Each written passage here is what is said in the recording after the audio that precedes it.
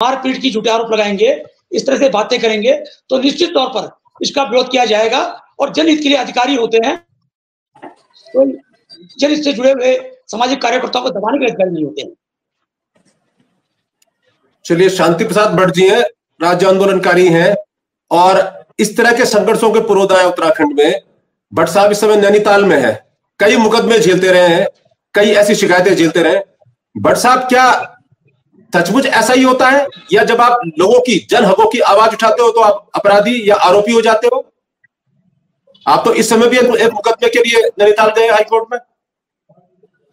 देखिए राजीव जी, ये तमाम आज की जो डिबेट है, ये तमाम उत्तराखंड के उन लोगों के लिए बड़ी महत्वपूर्ण है जो अपने राज्य के बच्चों के भविष्य को सुरक्षित करने के लिए सामाजिक तौर पर संघर्ष कर रहे हैं। ये डिबेट इसलिए भी बड़ी महत्वपूर्ण साबित होगी कि जिस राज्य के ने देश को वीर दिए हैं, ईमानदारी का डंका बजता है उत्तराखंड की जनता का, देश के प्रति समर्पित कौम है उत्तराखंड की, और उस कौम का इन 24 वर्षों में इन राष्ट्रीय पार्टियों के दलालों ने क्या हाल कर दिया है, ये उसकी वानगी है। बॉबी पमार एक गरीब घर का बच्चा, स्वाभिमानी उत्तराखंडी, वो अपने राज्य के बच्चों की लड़ाई लड़ रहा है उनका रोजगार के लिए, और यहाँ करप्ट प्रैक्टिस देखिए। आप चाहे थाने में थानेदार को देख लीजिए, जिले का एसपी देख लीजिए, सचिव देख लीजिए, मुख्यमंत्री तक की भी बात मैं आपके सामने करूंगा कि यदि किसी व्यक्ति ने उत्तराखंड के हित के लिए किसी अधिकारी को, किसी सिपाही को, किसी कर्मचारी को अगर कोई बात कही, तो कितना सरल तरीका है, सत्ता का दुरुपयोग कर उस पर मुकदमे लगा दो, और वो भी गंभीर धाराओं में। और इससे बड़े दुख की बात है, जिस राज्य में लोकतंत्र कहने के लिए है, जहां मुख्यमंत्री हमारा है और मुख्यमंत्री के मुंह में दही जम जाती है, वो ऐसी घटनाओं पर कोई संज्ञान नहीं लेते, कोई कार्रवाई नहीं करते। मैं पूछना चाहता हूं आपके माध्यम से, इतना बड़ा अधिकारी और उसके ऊपर कोई हाथापाई उसके कैबिन में कर सकता है? ये सरासर झूठ और बेईमानी है, क्योंकि ऐसे मुकदमे मैं भी झेल रहा हूं, मैं भी गया हूं जेल, और ये सारे झूठे मुकदमे एक तरीका बन गया है कि यदि कोई संघर्ष करे तो उसे उत्तराखंड में मुकदमों में फंसा दो। बेचारा गरीब आदमी 10-15 मुकदमे लगे, उसके बाद वो हाजिर हो, कोर्ट के आगे खड़ा रहे, वो बेचारा संघर्ष भूल जाए क्योंकि पैसा होता नहीं है। मैं पूछना चाहता हूं, ये आज जो खबरें छपी हैं, क्या मुख्यमंत्री धामी जी ने संज्ञान लिया? मुख्यमंत्री धामी जी को 24 घंटे में जांच करके अधिकारी के ऊपर कार्रवाई कर देनी चाहिए थी। उत्तराखंड के अंदर राजीव जी ऐसे ऐसे अधिकारी बन गए जिन्होंने सरकारी जमीनें अपने बाप के नाम कर कर पूरे उत्तराखंड को बेचने का साजिश करी है। अगर ये सुधांशु है जिसने आरोप लगाए हैं, इसकी संपत्ति की जांच हो जाएगी तो ये नौकरी करना भूल जाएगा। मगर हम बड़े दुर्भाग्य के साथ कह रहे हैं कि उत्तराखंड के अंदर अधिकारी लबालब मालामाल हो रहे हैं, नेता दलाल बन गए हैं और उत्तराखंड को बेच रहे हैं। यही कारण है कि बॉबी पमार हो या मोहन रावत हो, ऐसे गरीब के बच्चे जो अपने स्वाभिमान के लिए संघर्ष कर रहे हैं, इनको ना तो जनता नेता बनने दे रही है, और जिनको हम अपना नेता समझ रहे हैं वो दलाल साबित हो गए हैं। वो अपने ही राज्य को, अपने ही बच्चों को बर्बाद होते हुए देख रहे हैं, कर रहे हैं, केवल सत्ता के लालच में, पैसों के चक्कर में।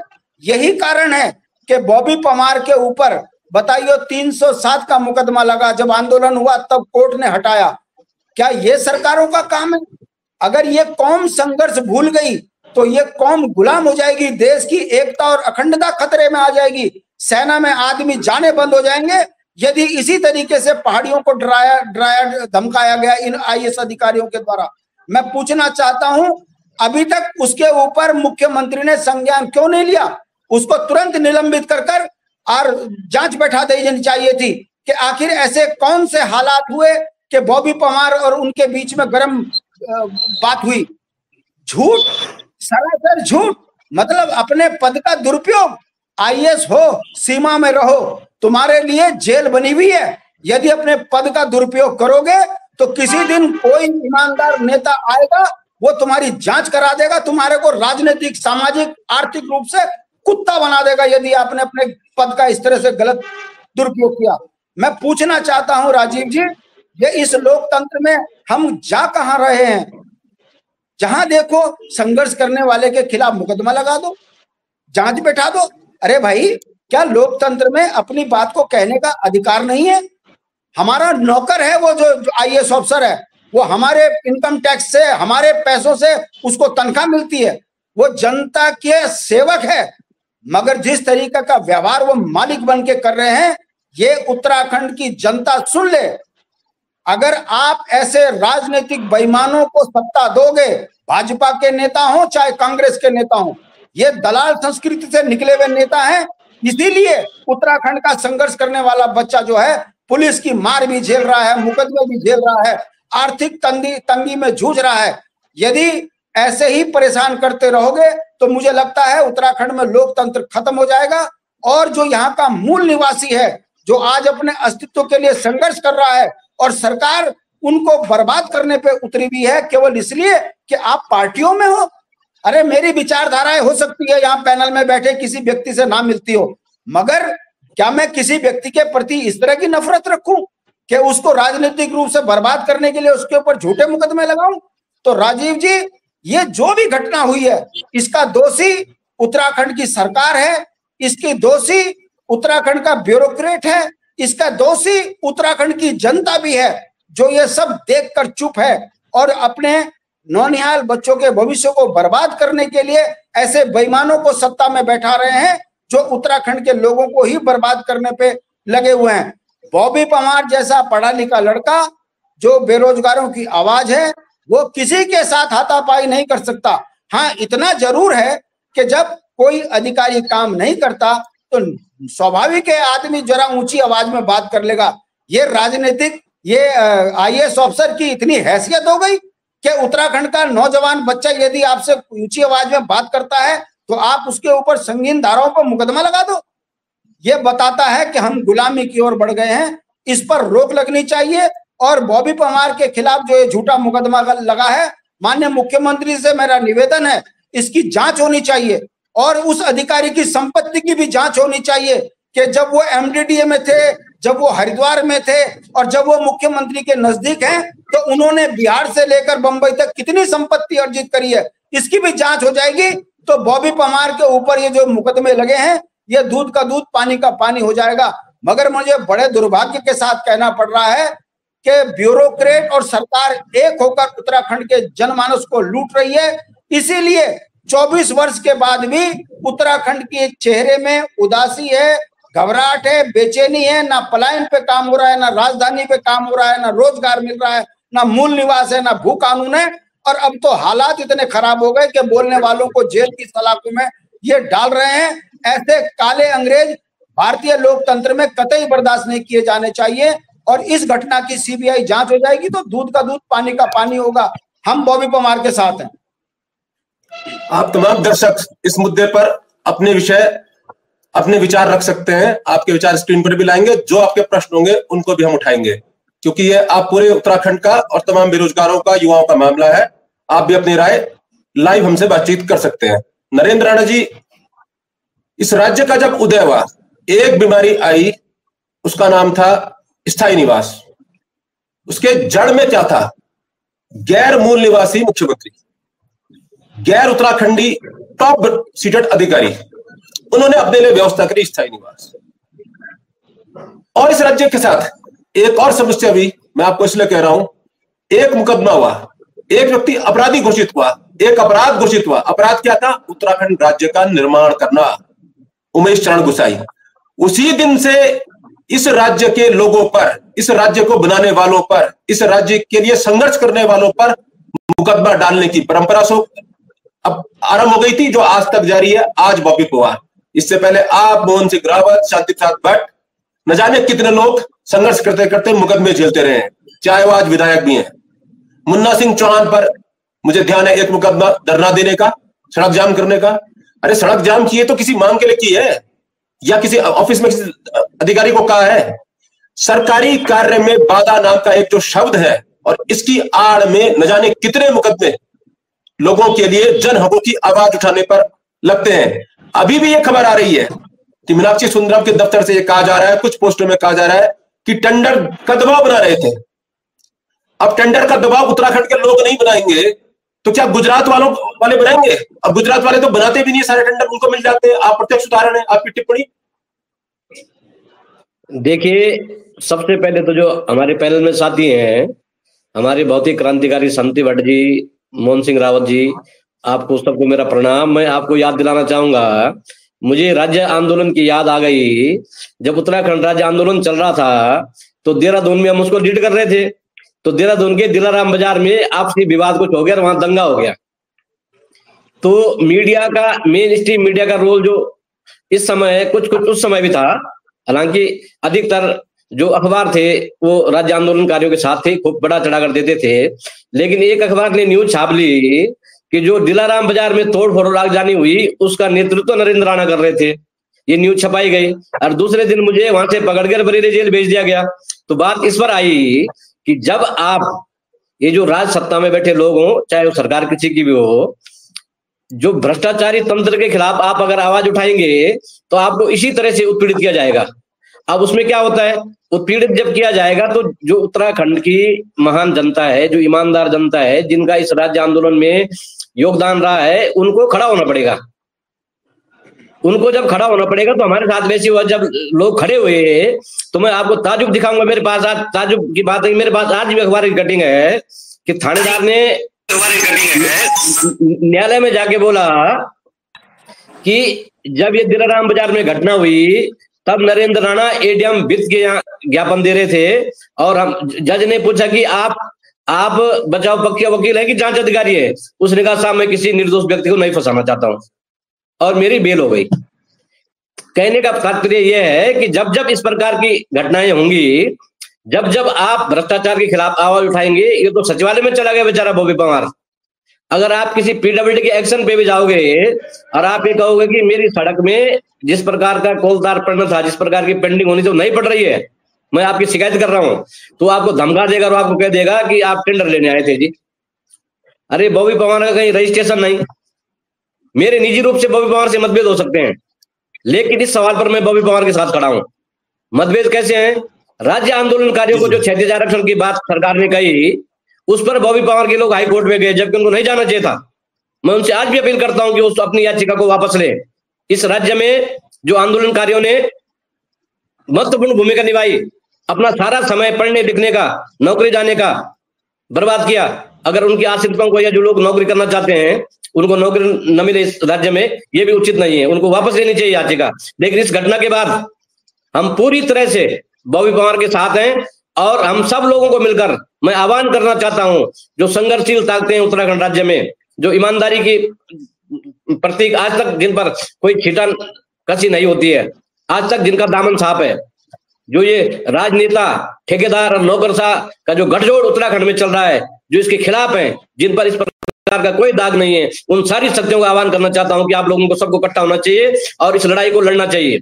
अब बात आई उसकी, किसकी, ये जो चल रहा है यहाँ पर, ये मूल निवास और भू कानून, विडंबना देखिए आप, विडंबना। हमने मांगा भू कानून और मूल निवास और धामी जी दे रहे हमें यूसीसी, जो किसी ने मांगे नहीं। अगर आप यूसीसी की बात करें, ये समान नागरिक संहिता कानून है ही नहीं, सच पहले तो बात ये है। दूसरी बात, अगर आप इनके प्रावधानों को पढ़ेंगे तो जो इस प्रदेश की मूल भावना है, जिसके अनुरूप मूल निवास और भू कानून की बात हो रही है, उसका ध्वस्तीकरण है ये। उस कानून को बना ही नहीं सकते, अगर बनाएंगे वो कानून काम ही नहीं करेगा। इस प्रकार का जब आप राज्य बनाएंगे, और निश्चित रूप से मुझे इस बात का दुख है, चाहे वो शांति भाई हो, चाहे वो रविंद्र जुगरान हो, चाहे और आंदोलनकारी हो, इनको इस सरकार में जो उत्तराखंड की विधानसभा है, इन जैसे लोगों को इस विधानसभा में जाने का मौका मिलना चाहिए था। ताकि अगर इनकी संख्या कम भी होती तो ये भिड़ते तो सही कहीं वहां उसमें सदन में। आज कोई लड़ने वाला भी नहीं है। जब यूसीसी, जब ये भू कानून का आया, वो आजकल पता लग रहा कि वो कोई मनोज रावत जी जो वहां चुनाव लड़ रहे हैं केदारनाथ में, उन्होंने मामला उठाया और बाकी और लोग चुप रहे, और वो सबको सांसून किया था। इस बात पर मैं शांति भट्ट जी की बिल्कुल तरह सहमत हूं। हालांकि मैं राजनीतिक रूप से कांग्रेस को फेवर करता हूं, मैं छुपाने की कोई कोशिश नहीं करूंगा, लेकिन जो ये गठजोड़ है राजनेताओं का, नौकरशाहों का और ठेकेदारों का, इन्होंने उत्तराखंड को खत्म कर दिया। अगर आप आवाज उठाएंगे तो ये सारा गठजोड़ आपके खिलाफ होगा और आपको विभिन्न धाराओं में फंसा के, कौन सी धाराएं हैं जो हमने नहीं झेली? 7 लॉ, क्रिमिनल एक्ट, मर्डर, 307, 302, आगजनी, तोड़फोड़, लूटपाट, अपहरण। मैं अभी बल्कि अगर आप पहले बता दें इस पर चर्चा होनी तो मैं मेरे पास मैं सारे 10 दस्तावेज रखता हूँ। मेरे देहरादून के साथी मुझे कह रहे थे कि यार चुनाव उन्होंने लड़ने, कुछ अखबार की कटिंग भेज देना, तो मैंने कहा भेज दूंगा भाई। मेरे पास आज भी वो फाइल है, आज भी मैंने उस फाइल को संजो के रखा हुआ है कि कभी भविष्य में, एक बार मैंने यहाँ राजकीय इंटर कॉलेज में मुझे बुलाया तो मैंने वहां एक प्रदर्शन लगा दी जो हमारा जितनी कटिंग मेरे पास उपलब्ध थी। तो इस राज्य का बेड़ा गर्क तो उसी दिन हो गया था जिस दिन नित्यानंद स्वामी जी को मुख्यमंत्री बनाया। उनका राज्य आंदोलन से कोई लेना देना नहीं था, इसलिए आपको आपका मूल निवास गया। और उसके बाद फिर कांग्रेस की सरकार आई। अब कांग्रेस की सरकार में भी तिवाड़ी जी का कोई ज्यादा योगदान रहा नहीं राज्य में, क्योंकि हमें याद है एक मोहन सिंह रावत है आंदोलनकारी है, शांति भाई जानते होंगे उनको, दिलाराम बाजार में हम खड़े थे और तिवाड़ी जी जा रहे थे वहां। मैं चाहता हूं कि मोहन सिंह रावत आपके साथ जुड़े, और मैंने उनको कॉल भी किया था लेकिन किसी कारणवश उनकी घंटी पिक नहीं हुई। वो पौड़ी के ये वाले नहीं है ये तो? हाँ, पौड़ी वाले रावत जी, हाँ पौड़ी के आंदोलन में वो में साथ में थे जो ट्रेन गई थी, बट थे। बता देता हूँ, तो मैं अभी बेचारी जब मैं जाता हूँ कभी तो याद ध्यान होगा मोहन सिंह भाई दिलाराम बाजार के, आपको ध्यान होगा पूर्व रावत महासचिव होते थे डीएवी के, और उस दौर में एक ट्रेन गई थी बरकर राज्य आंदोलन के लिए देहरादून से लखनऊ। उसमें मोहन सिंह रावत और मैं, हम दोनों की बहुत सक्रिय योगदान रहा था। सारी ट्रेन में आगे पीछे जाना, उनकी व्यवस्था करना, कौन बैठा है कौन नहीं बैठा है, बल्कि डंडे थे हम दोनों के हाथ में, डट लेके हम चल रहे थे पूरी ट्रेन को कंट्रोल करना, ताकि आंदोलनकारी और जो राहगीर भी, जो अन्य लोग भी हैं, वो सब चीजें रही। तो मोहन सिंह रावत पुराने साथी हैं, मैंने उनके संघर्षों को देखा है और मेरी इच्छा थी, लेकिन उनसे संपर्क उस वक्त नहीं हो पाया जब आप लोगों से संपर्क कर रहा था। तो अगली बार उनको जरूर साथ में रखेंगे। मैं मोहन सिंह रावत जी आपके पास आ रहा हूँ। आज कुछ कहना चाह रहे हैं? जी जी जी, शांति भाई, शांति भट्ट जी कुछ कहना चाह रहे हैं? भाई मुझे कोर्ट जाना है। जी जी, मैं अपनी बात खत्म करके मैं जाऊंगा, मेरे को क्षमा करना। जी जी जी, नहीं बिल्कुल, कोर्ट का समय। एक बात कह रहा हूं आपके माध्यम से, जनता से अपील कर रहा हूं और सरकार से भी मैं निवेदन कर रहा हूं कि पहाड़ियों को उकसाना बंद करें। ये सीमा लांघ रहे हैं अधिकारी, ये भूल रहे हैं कि जो देश के लिए गर्दन कटाने वाली कौम है, ये 1994 में, आपको मैं बता दूं, इतनी जबरदस्त बगावत खड़ी हो जाती देश के अंदर, भारी पड़ जाता देश को। हमारी माँ बहनों के साथ बलात्कार किया था और आनन फानन में देश को झुकना पड़ा, उत्तराखंड की घोषणा करनी पड़ी। कहीं ऐसा ना हो कि बॉबी पवार हो या मोहन रावत हो, ऐसे बच्चों को सरकार यदि परेशान करेगी, और अगर पहाड़ी अपने में आ गया जो देश के लिए गर्दन कटा सकता है, तो अपने राज्य को बचाने के लिए, अपने माँ बहनों की सुरक्षा के लिए आर पार लड़ना न शुरू कर दे। अभी तो खाली आपने झूठा कहा है कि बॉबी ने मारा। अगर यहाँ का नौजवान भड़क गया तो अधिकारी रह नहीं पाएंगे उत्तराखंड के अंदर।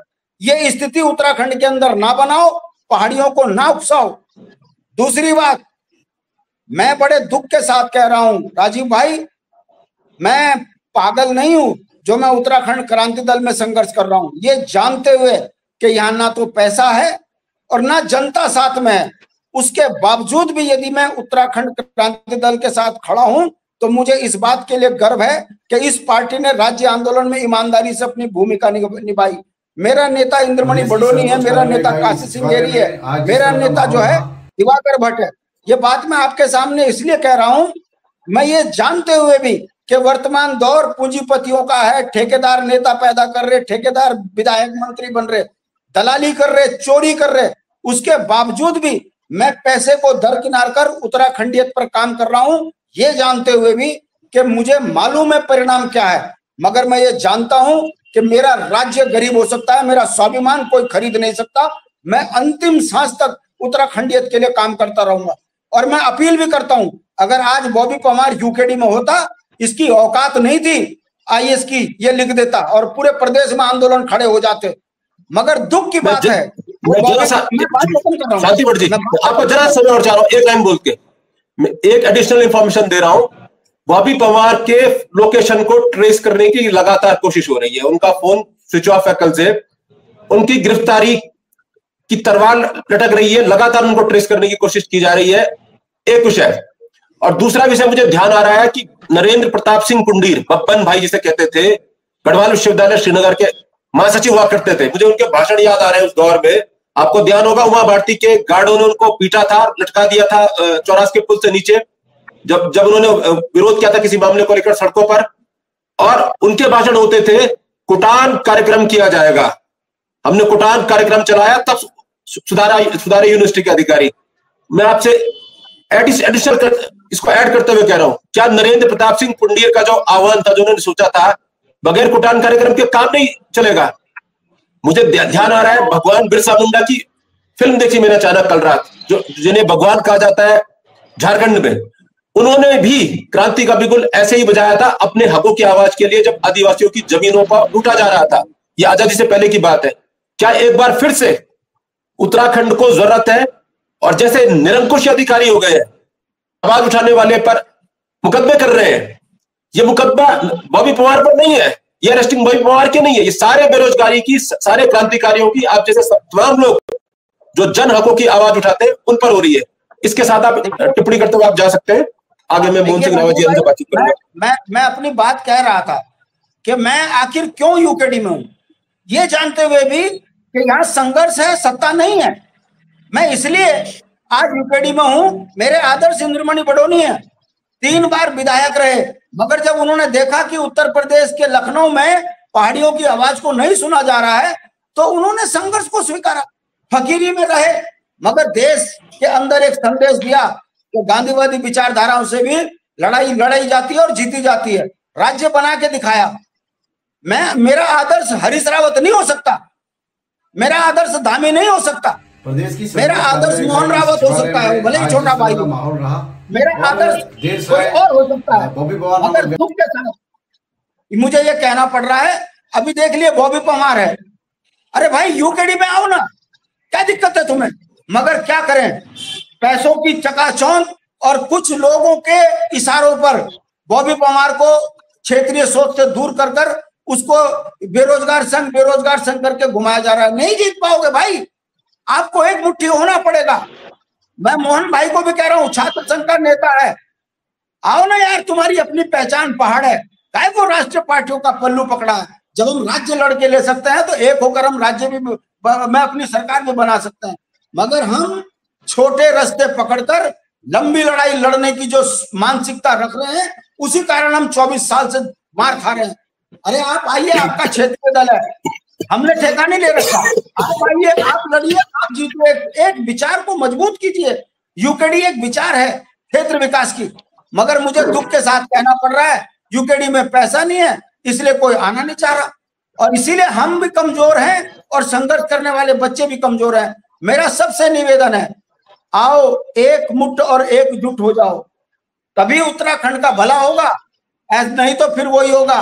ये मोहित डिमरी, कल तक उसको हम तैयार कर रहे थे, और जैसी छोटी सी पहचान बनी लग गया अलग से। कब तक करोगे भैया अलग अलग लड़ाइयां? अरे किसी एक को नेता मानिए यार। मैं तो हमारे को चैनल पे बोल रहा हूं कि मेरा नेता मोहन रावत है, मेरे से छोटा हो सकता है, मेरा नेता राजीव हो सकता है, मगर इतना बड़ा दिल तो दिखाना पड़ेगा। यदि भाजपा कांग्रेस की चाटुकारिता करेंगे तो जो हरीश रावत के टाइम पर राजधानी नहीं बनी, जो हरीश रावत के टाइम पे केदारनाथ में 1509 करोड़ का घोटाला हुआ, तो वही धामी जी भी सोना चांदी सब बेच खाए, और सुधांशु जैसा आईएएस अफसर अब हम पे मुकदमे ठोक रहा है। हमको अकल कब आएगी एक होने की? अगर हम बटेंगे तो बहुत ईमानदारी से रोज कटेंगे, और कट रहे हैं, और अब हालात इतने खराब हो गए, लगाकर हमको जेल डाला जा रहा है। मुकदमे लगाकर अगर हमको जेल डालने की मानसिकता ये सरकारें कर रही है तो इससे लड़ने का एक तरीका है, एक मुठ और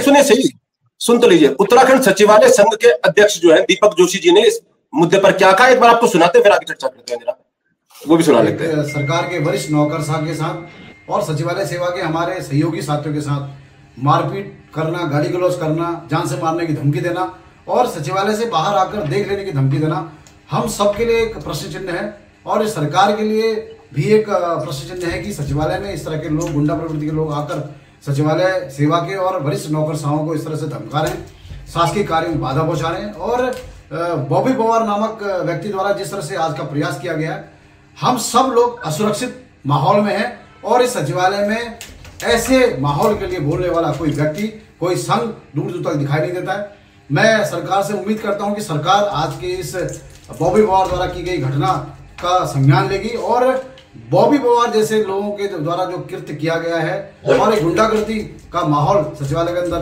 बनाया गया है, एक ऐसे वरिष्ठ नौकरशाह के साथ जो बहुत ही मृदुभाषी हैं, व्यवहारिक हैं और शांति प्रिय वातावरण में अपना काम करते हैं। साथ साथ सचिवालय के उन तमाम साथियों को जो उनके साथ निजी सचिव के रूप में हैं, उनका कॉलर पकड़ना, उनके साथ मारपीट करना, तो ये बहुत ही अपरम जो एक व्यवहार है, आचरण है, अमर्यादित आचरण है, वो उसकी सीमा लांघी है आज बॉबी पवार ने।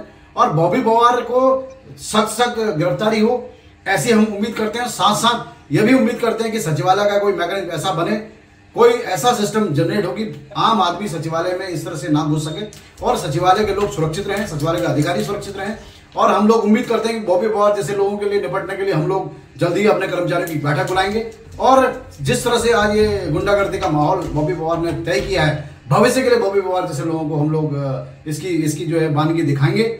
मैं इतना ही कहूंगा कि एसएसपी इस घटनाक्रम का त्वरित संज्ञान लेंगे और सचिवालय के उन वरिष्ठ नौकरशाह के साथ साथ सचिवालय सेवा के हितों को भी साधेंगे, क्योंकि हम सब लोग यहाँ 12 घंटे की नौकरी करते हैं और पूरा तन मन धन से अपनी सेवा इस सचिवालय में बिताते हैं और सचिवालय से ही मुख्य धारा बहके जाती है। बॉबी पवार जैसे लोग आकर इस सचिवालय की धारा को एक दूषित करने का प्रयास कर रहे हैं। तो मैं पुनः आप सबसे उम्मीद करता हूं, मीडिया के हमारे तमाम साथियों से, इस प्रमुखता से इस खबर को छापेंगे और बॉबी पवार की जो गुंडागर्दी सचिवालय के अंदर आज देखने को मिली है, इसका संदेश भी आम जनमानस को जाना चाहिए। धन्यवाद। जय हिंद, जय उत्तराखंड।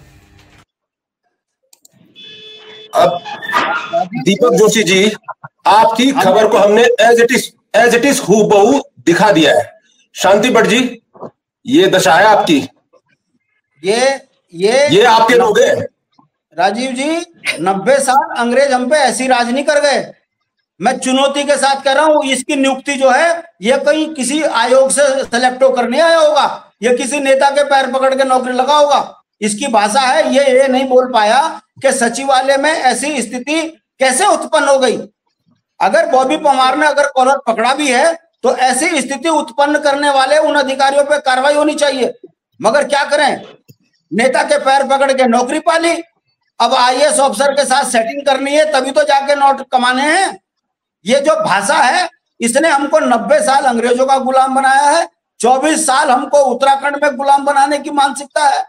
ये बॉबी पवार के प्रति जो इसका भाव है, इसको ये इससे पूछना चाहिए कि भाई ये घटना अगर घटी है तो इसका दोषी कौन है? सरकारी सेवा में बैठा हुआ अधिकारी दोषी है या वो लड़का जो संघर्ष कर रहा है? चलो, लड़के ने अपना मानसिक संतुलन खो दिया, मगर उस अधिकारी ने ऐसी घटना होने क्यों दी? इस पर क्या बोलेगा वो? कहने का मतलब है अपने दलालों को आगे करो और उसके बाद उत्तराखंड में जो है फिर कहो कि बॉबी पवार ने ऐसा कर दिया। ये जो अध्यक्ष बता रहा है अपने आप को, जो जोशी, इस ऐसे लोगों ने उत्तराखंड को गुलाम बनाया है। गांव-गांव में हो गए ऐसे गांव-गांव में हो गए लोग। तो इसलिए ये जो इसका बयान आपने दिखाया है, ये विशुद्ध गुलाम मानसिकता का परिचय है कि अपने को दोषी कहो, साहब के पैर पकड़ो और अपनी नौकरी पूरी 60 साल तक बढ़िया चलाओ। इसकी जांच हो जाए, कितनी इसकी तनख्वाह है, कितनी इसकी संपत्ति है, अभी पता चल जाएगा 2 दिन में कि ये भाषा बोल क्यों रहा है ऐसे। तो ये उत्तराखंड में ऐसे कर्मचारी नेता भी उत्तराखंडियत के लिए बहुत बड़ा खतरा है। हम काले अंग्रेजों के गुलाम हो चुके हैं और ये काले अंग्रेजों के संरक्षक बनकर जनता के बीच में चेहरा छुपाकर आते हैं। ऐसे लोगों की निंदा होनी चाहिए जो ऐसे टाइम पर बॉबी परमार के खिलाफ बयानबाजी कर रहे हैं। घबराने की बात नहीं है। बॉबी के साथ यदि अन्याय हुआ तो इसके लिए आर पार की लड़ाई लड़ी जाएगी। ये हमको डरा नहीं सकते। दे रहे हैं, इनसे दिलवाया जा रहा है, इनकी फाइलें अटकी होंगी ना कई सारी। अरे साहब अभी जांच हो जाए पता चल जाएगा। उतनी तनख्वाह नहीं है जितनी की संपत्ति जोड़ ली होगी इसने। या हम जानते नहीं क्या सचिवालय में 5 बजे के बाद क्या होता है? ऐसी नहीं आपत्तिजनक चीजें निकलती, बहुत सी चीजें हैं। अगर मुंह खोल दिया तो रहना मुश्किल हो जाएगा ऐसे लोगों का।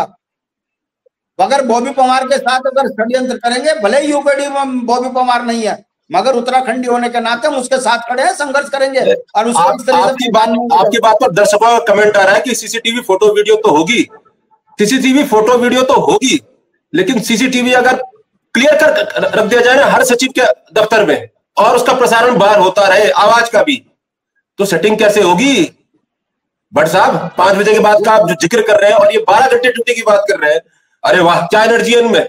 मोहन सिंह रावत जी, आप तो लंबे समय से क्रांति करा ही रहे हैं। आपके कुछ ऐसे अधिकारी, ऐसे कर्मचारी भी हैं जो 12 घंटे ड्यूटी करते हैं। कह रहे हैं जोशी जी, सचिवालय संघ के अध्यक्ष, हम 12 घंटे ड्यूटी करते हैं। इनकी फिजिकल ट्रेनिंग और इनकी भाषा है, आपकी टिप्पणी। मेरे जीवन में खुद का अनुभव है कि मैंने जब कुछ आंदोलन किए तो 2 आंदोलन पे केस हम पे भी लगा और इसी तरह से प्रेशर, पॉलिटिक्स, दबाव बनाया जाता रहा। तो ये जो आंदोलनकारी होता है एक स्प्रिंग की तरह होता है, इसको जितना दबाओगे ये उतना उछलेगा। और उसके बाद हम लोग इसमें बरी हुए, अब तो हम इन धाराओं से डरते नहीं है। तो ये जो सोच रहे हैं कि बॉबी परमार को डरा देंगे, उसे खत्म कर देंगे। अभी मैं देख रहा था एक व्यक्ति के द्वारा 10 बार का नाम लिया गया, बॉबी परमार, बॉबी परमार, बॉबी परमार।